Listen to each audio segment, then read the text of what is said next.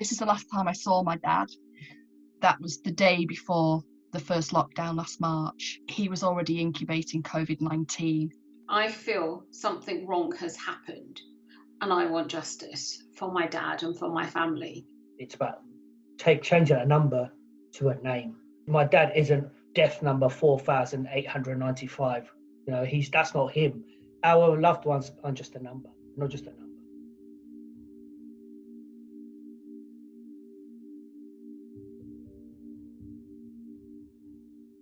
My father passed away at the end of January. He was in his 80s. He did have health conditions. He got admitted in early January for a severe anemia.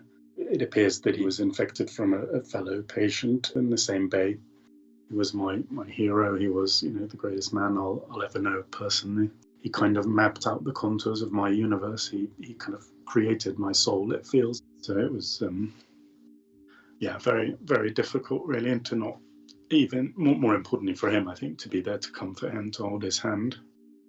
I was working in intensive care in North Wales and I had a week off before Christmas.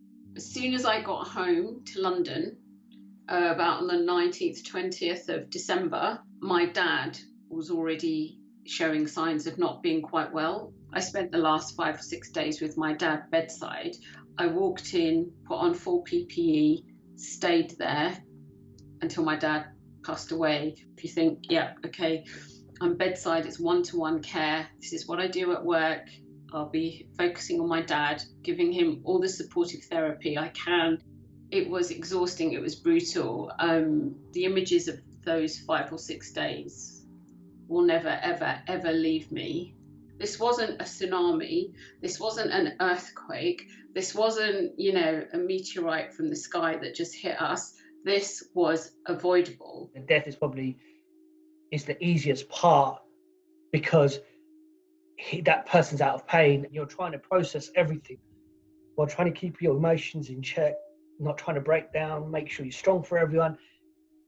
But there was no support, no nothing. What do you do in a situation like this? He was the rock of our family. My daughter was born 3 weeks after my dad died. And every time I'm holding her at night and I look at her and I think to myself, why couldn't at least he see you? Very least. And my dad flew to the UK on the 13th of March. And it was obvious that he caught COVID somewhere between leaving his home in France and us going into lockdown on the 23rd. If we'd gone into lockdown earlier, my dad wouldn't have been able to fly into the UK.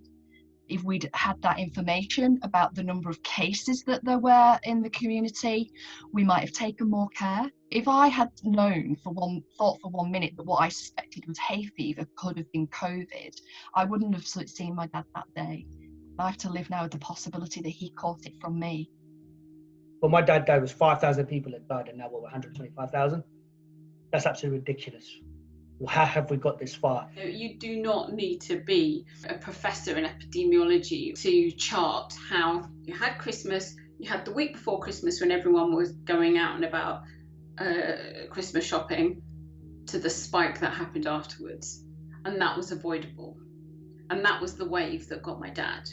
There seems to have been extensive mismanagement of the pandemic at every stage, which has resulted in hundreds of thousands of deaths. This independent judge-led public inquiry is the only route that looks like we would be able, as bereaved families, to give evidence. Our stories could be heard. We all just want someone say, look, we did wrong.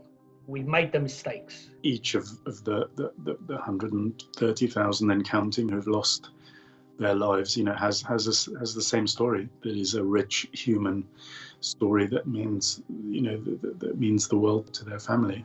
If the government are serious about our mental health as the population, those that have suffered in isolation, those that have suffered loss, the mental health of healthcare workers, then this inquiry is a massive part of that recovery. That's not going to fix it, but that's the start.